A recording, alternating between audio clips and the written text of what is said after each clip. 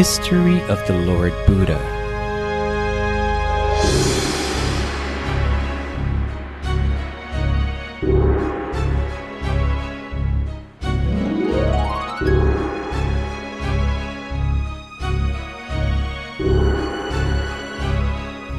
The Buddha was a special and influential individual who came into the world over 2,500 years ago.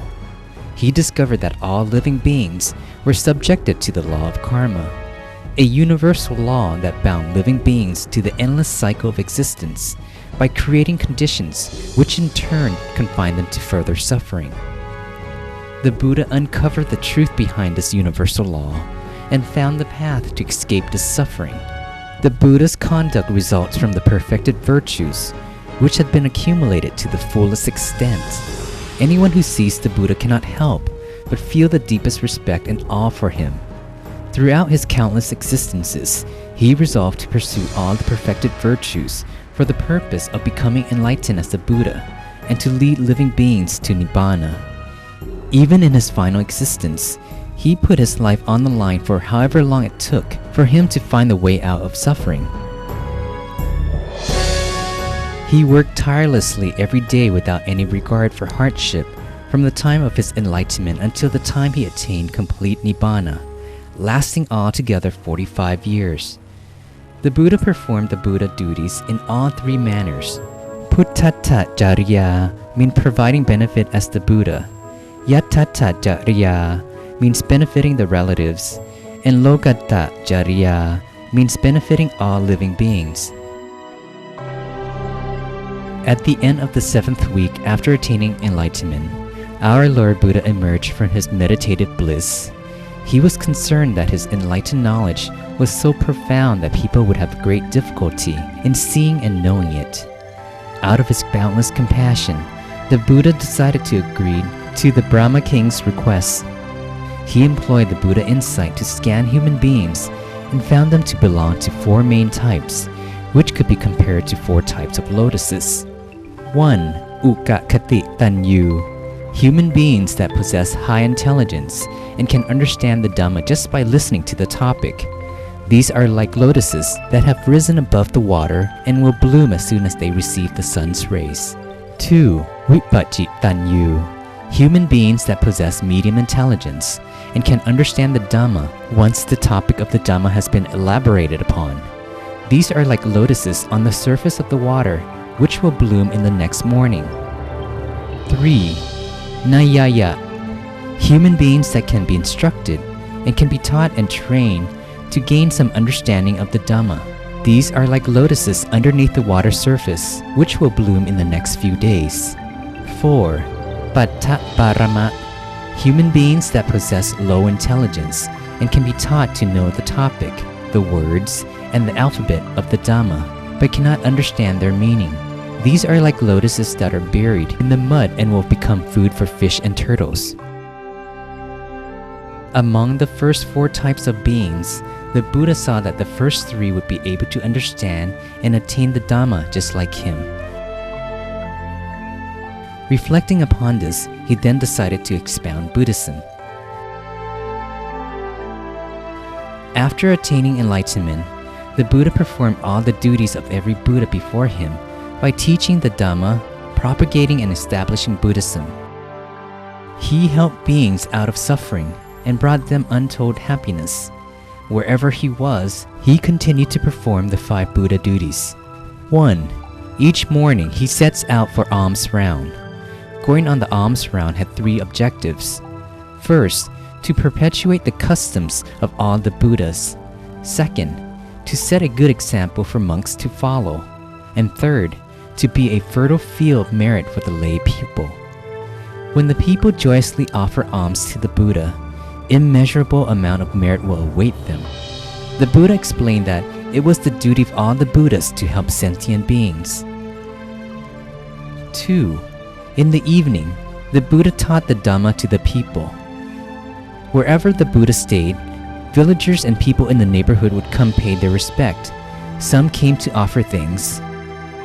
He would deliver the Anuppupikata discourse, which includes 1. Generosity, 2. Precepts, 3. Heavens. 4. Harms of sensual pleasure. And 5. Benefits of ordination. In expounding his teachings, the goal was for the comprehension of the Dhamma, not the offerings. Every day, many people penetrated the Dhamma in the footsteps of the Buddha. 3. In the late evening, the Buddha taught the monks.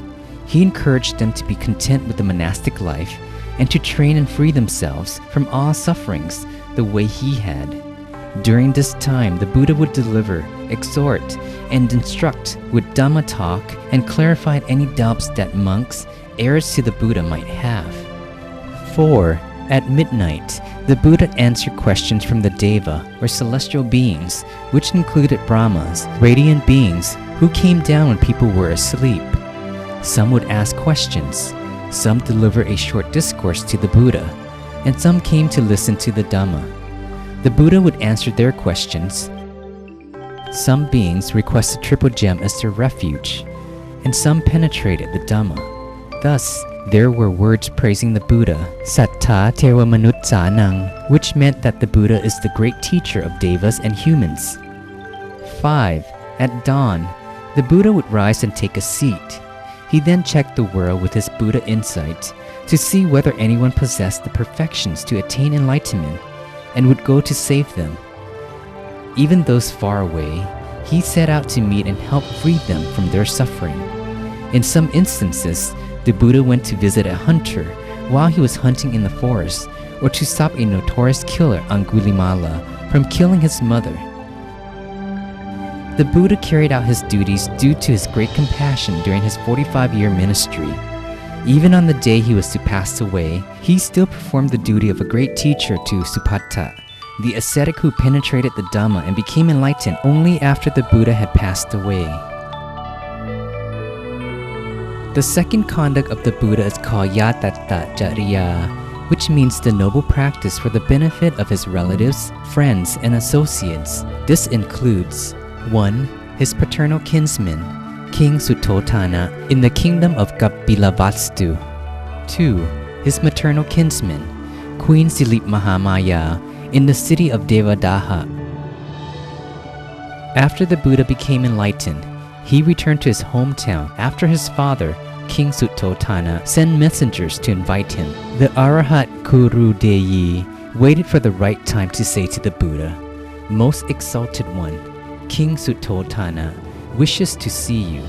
May it please the most exalted one to go and save the royal relatives." The Buddha agreed and left the city along with 20,000 disciples for the city of Kapilavastu. The trip took 2 months. When our Lord Buddha arrived, he knew that his relatives' stubborn pride prevented them from paying proper homage to him. Therefore, he worked the Yamaka miracle in order to remove their stubborn pride. Being in complete awe of the miracle, King Suttotana paid homage to the Buddha, and at the same time all the relatives lost their stubborn pride and went down on their knees to bow low at the Buddha's feet. The next morning, the Buddha and the disciple went into the city to allow the people to make merit by offering food as alms. King Suttotana heard about the alms round and came to ask the Buddha to stop, since begging for alms was not the practice of royalty. The Buddha gently said to the king, "I am no longer a royalty. I have taken up the religious life to follow in the footsteps of the previous Buddhas. I belong to the Buddha lineage, and it has been every Buddha's practice to beg for alms." The Buddha then gave the king a Dhamma lecture, at the end of which King Suttotana attained the fruit of the once returner, Sakatakami. King Suttotana then carried the Buddha's alms bowl and requested the Buddha and his disciples to take their meal in the palace. Having established King Suttotana in the fruit of the once returner, the Buddha went to save Princess Yasodhara, his former wife, and Prince Brahura, his son. He delivered the Dhamma sermon to Prince Yasodhara and reminded her how she was his Kalyamitta, or virtuous friend, during his pursuit of perfections for 100,000 incalculable eons and 20,000 world cycles. Upon hearing the teaching, she gained the state of extreme enterer, Sodaban. Later on, she and almost 100,000 other relatives ordained as bhikkhunis and attained arahatship and entered nibbana. When he came to teach his relatives for the first time, Princess Yasodhara sent their son, Prince Rahura, to ask for his inheritance. But the Buddha saw that no wealth could equal the transcendental inheritance, nibbana. He then arranged for Prince Rahula to ordain as the first novice monk in Buddhism. He taught the Dhamma to his son until the prince attained arahatship and became revered among the other disciples as foremost in quietly doing good deeds. In the 7th year after his enlightenment, the Buddha went to Tawatimsa heaven to spend the Buddhist Lent and save his mother Mahamaya there. The Buddha taught the higher doctrine, Abhidhamma, to his birth mother and the celestial congregation. At the end of this period, the Buddha's birth mother attained the fruit of stream entrance. Apart from this, thousands of his relatives ordained in the order of Sangha, and some gained Asiti Mahasawok excellent skills, while others were excellent in propagating Buddhism. It was said that the cities of Devadaha and Kapilavastu were separated by a river named Rohini. The people of both kingdoms were sharing the river until one day there was a drought and a water shortage. This gave rise to quarrels between the two sides that escalated into violence, and their armies had to be mobilized for battle. The Buddha saw the situation with his Buddha insight and arrived by air to halt the army as they prepared to battle. He admonished them and asked them to see the importance of love between relatives and the thickness of blood ties. He said that their love should be deeper than water and that they should share the water with one another. His third conduct is Puttata Jaliya, which is providing benefit as a Buddha or the greatest teacher of the world. After he attained enlightenment, he separated his duty into two parts. 1. His private duty allowed him to spend his time in peace, in solitude that sometimes lasted for 7 or 15 days, according to the circumstances. This showed that although he helped a lot of people, finding time for himself can be done in conjunction. 2.